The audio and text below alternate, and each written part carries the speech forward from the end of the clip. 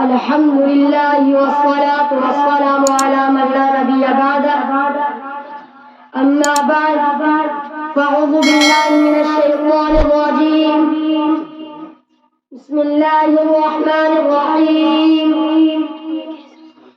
ووصينا الإنسان بوالديه إحسانا حملته أمه كرها ووضعته كرها اور ہم نے انسان کو اپنے والدین کے ساتھ بھلائی کا حکم کیا. اس کی ماں نے زمانہ حمل میں تکلیف و مشقت کے ساتھ حمل کا بوجھ اٹھایا اور ولادت کے وقت میں جان کنی تکلیف کے ساتھ جنا ہے. محترم سامعین، میرے دینی بھائی اور دوستو، قرآن مقدس میں اللہ رب العزت نے کئی جگہ اپنی عبادت اور اپنے حق کے ساتھ والدین کا حق کا بھی ذکر فرمایا ہے. اور جہاں مالک الارض والسماء وخالق کائنات نے اپنے عبادت کی تاکید فرمائی ہے، وہاں والدین کے ساتھ حسن سلوک اور رواداری کی بھی تاکید فرمائی ہے. کہیں فرمایا ووصینا الانسان بوالدیہ احسانا، ہم نے انسان کو اپنے والدین کے ساتھ حسن سلوک اور رواداری کی تاکید کی ہے. اور کہیں فرمایا ووصینا الانسان بوالدیہ حسنا، ہم نے انسان کو اپنے ماں باپ کے ساتھ ہمدردی کی تاکید کی ہے.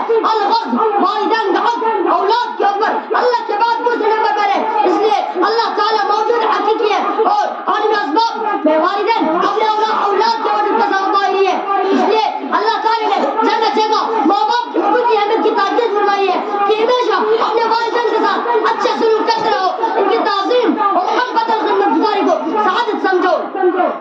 جناب رسول پاک صلی اللہ علیہ وسلم نے ایک حدیث میں ارشاد فرمایا، ایک نوجوان صحابی بہت عبادت گزارتے، نماز، روزہ، صدقہ، خیرات، بھلائی کے کاموں میں سب سے آگے رہتے تھے، لیکن گھر میں ان کی بیوی اور ماں کے درمیان اختلاف ہونے میں رہتے.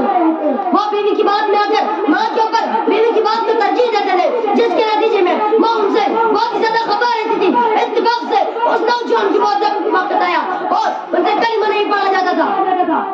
ان کی بیوی نے حضور صلی اللہ علیہ وسلم کے پاس یہ کہنا بھیجا، میرے شوہر نزا کی حالت میں چاہتی ہوں کہ آپ کو بتلاؤ. حضور صلی اللہ علیہ وسلم بن نفیس تشریف لائے اور ان سے کہا کلمہ پڑھو. تو انہوں نے کہا مجھے اس کی طاقت نہیں، کلمہ پڑھو.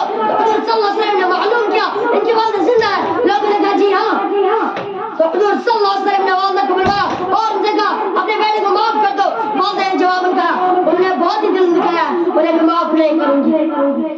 اس پر حضور صلی اللہ علیہ وسلم نے لبیہ جمع کرنے کا حکم دیا اور دعا لگا دی گئی. پھر ماں سے پوچھا کہ اگر ہم تمہاری اس بیٹے کو اس آگ میں ڈال دیتے تو تم اپنی بیٹی کی سمجھ کرو گی؟ ماں نے کہا جی ہاں. تو حضور صلی اللہ علیہ وسلم نے فرمایا جہنم کیا جس سے کہیں زیادہ سخت ترین آگ ہے. جب تمہیں اس آگ میں جلنا گوارا نہیں، اس سے کہیں زیادہ سخت ترین آگ میں کیسے جلنا گوارا ہے؟ لہٰذا تم اپنے بیٹے کو معاف کر دو، ورنہ تمہارے سامنے ان کو تمہارے سامنے اس آگ میں ڈال دیتے ہیں.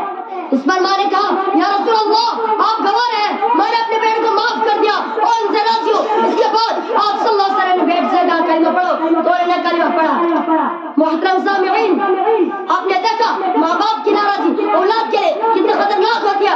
اولاد اپنی جگہ کتنے عبادت گزار نیک صالح کیوں نہ ہو، لیکن ماں باپ کی ناراضی سے کلمہ تک نصیب نہیں ہوتا. لیکن آج کا نوجوان اس کو جب جوان آتے تو اس نے والدین کو کیا صلہ دیا؟ یہی نہیں کہ بیوی کے کہنے میں ان کی عزت کرا دی، ان کا گھر سے الگ کر دیا، ان پر جیون تنگ کر دیا، ان کا دل دکھانے کے لیے بیوی کی زبان درازی کو تحفظ دیا. دکان دفتر سے آ کر خود والدین پر ظلم و ستم کے پہاڑ ڈالے. ارے والدین کو اپنے کندھ کا بوجھ سمجھنے والوں اور خود کوٹی کے لیے ان کو عیب سمجھنے والوں، ذرا اس حدیث پر غور کرو کہ جنہوں نے والدین کی نافرمانی کی دنیا میں اللہ نے کیسی سزا دی. اس لیے عزم کرو کہ انشاءاللہ والدین کی خدمت حرام نہ کریں. اللہ آپ کو اور مجھے والدین کی اطاعت کرنے کی توفیق عطا فرمائے. آمین و آمین.